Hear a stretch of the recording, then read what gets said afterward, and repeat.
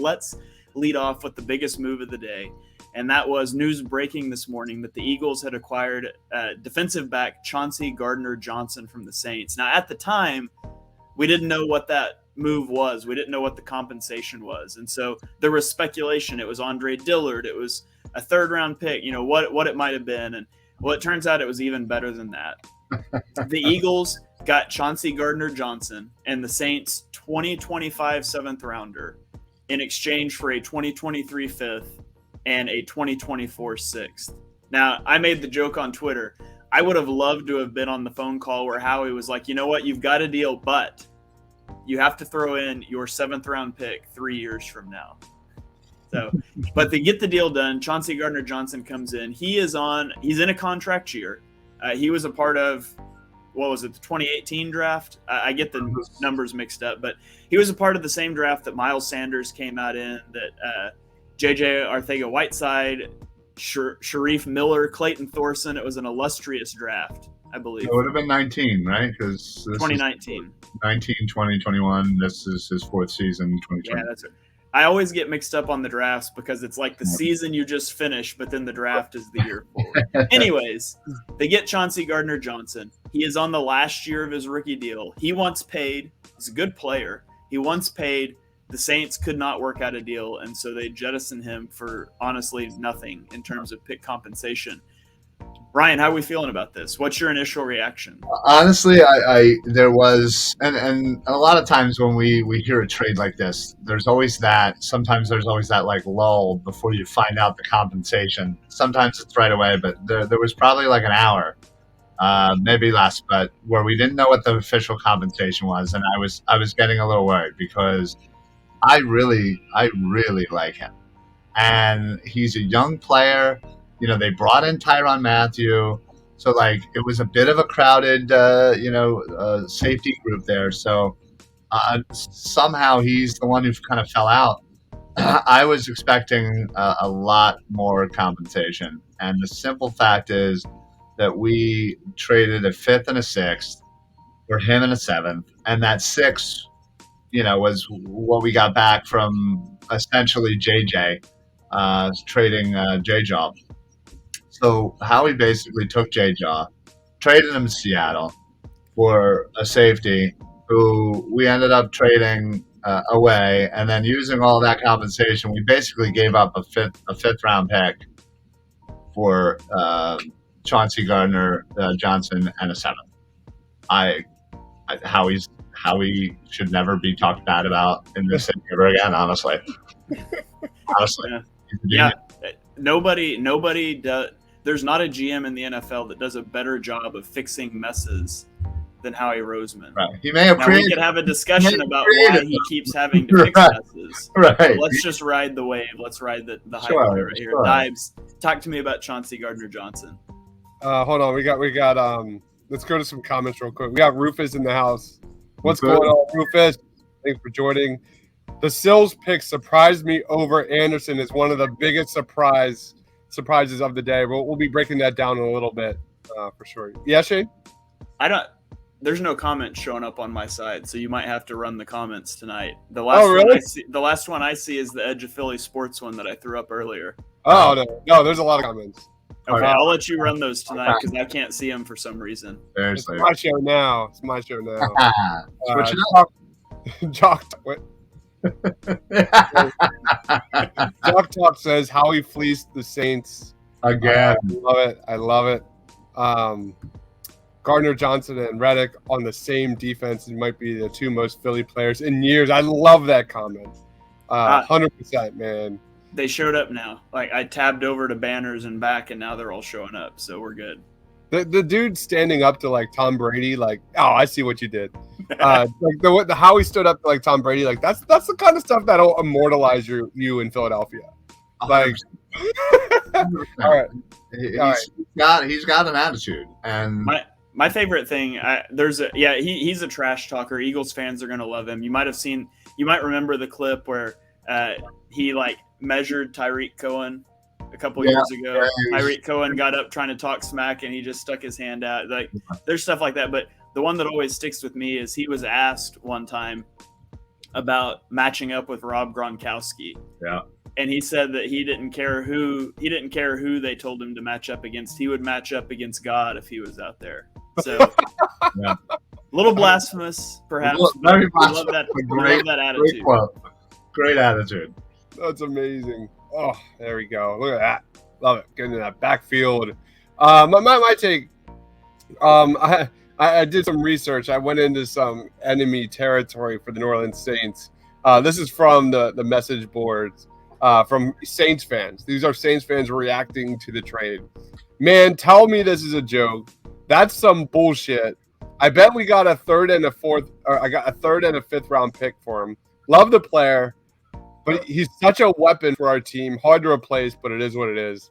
I think I second most when I say this. This sucks. Chauncey brought unreplaceable energy. Honestly, feels like our Super Bowl chances just took a hit. The Eagles. wait. The Eagles robbed us hard. Mark this down as the beginning of the end of the golden years for the Saints.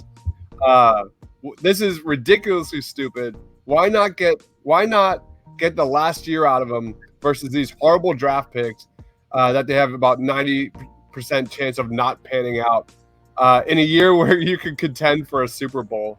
Is there anything more? It's like death taxes and Saints fans thinking they're Super Bowl contenders, man. I don't get it. I really don't get this.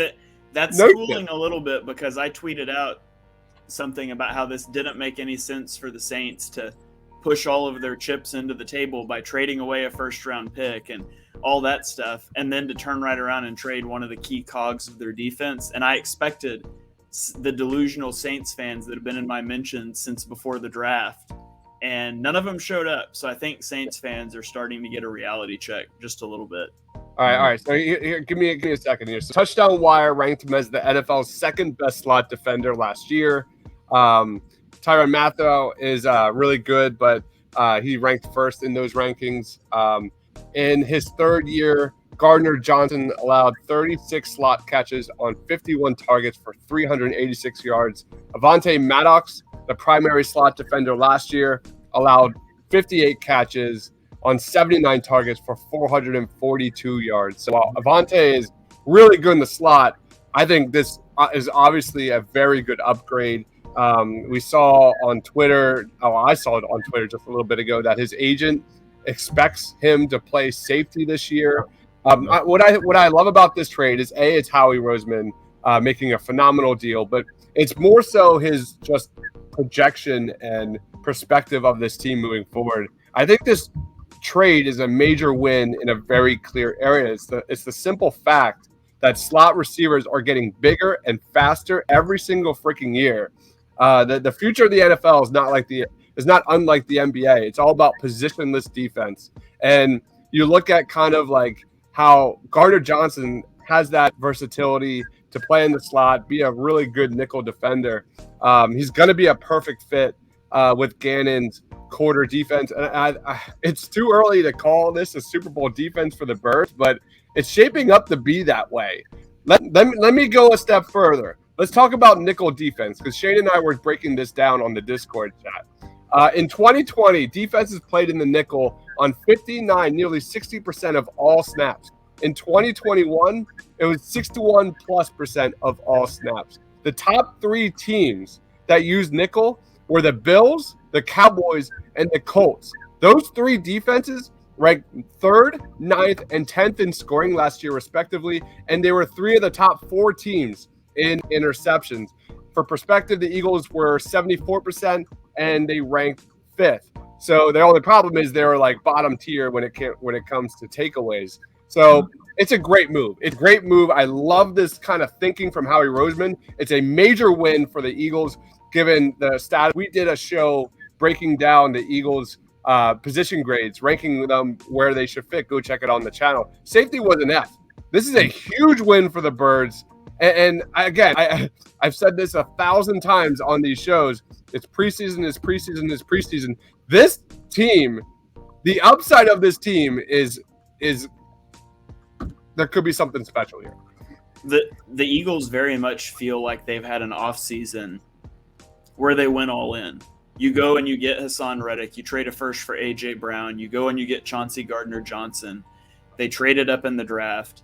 They're making the moves that a team that is all in makes, and yet they've got 2 first-round picks next year. And so that's just, they're not all in, but they've stacked the roster. And so the roster, it's there for Jalen Hurts. And if he doesn't make use of it, they've got a plan in place. They're not going to be a team that ends up in quarterback purgatory. They're going to make a clear, decisive move, and it's all there. We talk about the fit for Chauncey Gardner-Johnson because they said he's going to play safety. And I put this out on Twitter today. Only 4% of his career snaps on defense have been played as safety. 67% of his snaps were in the slot. But he moves all around. So they used him in college. He was what they call a star defender, which is just basically like that position this player Dibes talked about. He was viewed a little more as a safety, I think, coming into that draft, into the 2019 draft. That's what I was evaluating him as, was a safety. And I was huge on Chauncey Gardner-Johnson. I wanted the Eagles to take him in the first round, and they didn't.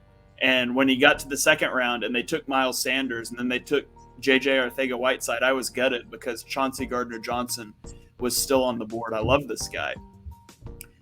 In New Orleans, he's become a very heavy slot defender.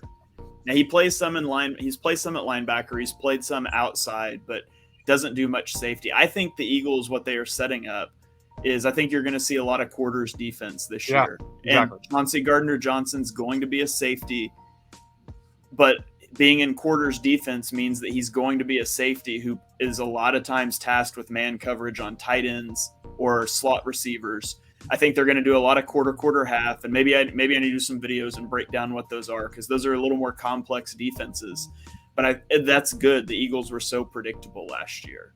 And going back to what Dibes said about nickel, I think the Eagles are setting themselves up too to sit out in nickel, even if teams are in 12 personnel, because you go get a guy like Jordan Davis, you've got Fletcher Cox, Javon Hargrave, you've got Brandon Graham, all these run defenders. You can get away with being in nickel against 2 tight end sets. And so I think you're going to see a ton of nickel, and I think you're going to see a ton of quarters this year.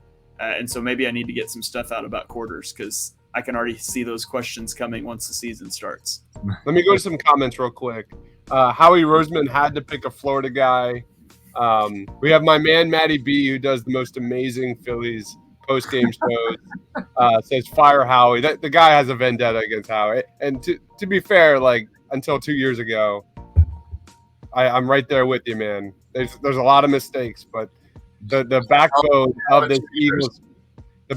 this Eagles team, like Shane said, is being built the right way, and it's really exciting. Let's go to this comment. Jock Talk. Yes, agent says he wants to play safety next year. He will get paid more than a slot corner. That's what this is all about. 100%. He wants, this is a prove it year for Gardner-Johnson. It'll be interesting to see what happens. Legal side, Hustle says excellent acquisition. I agree. This is an A++, given the status of that position. He's already better than Epps. I agree. There's no question.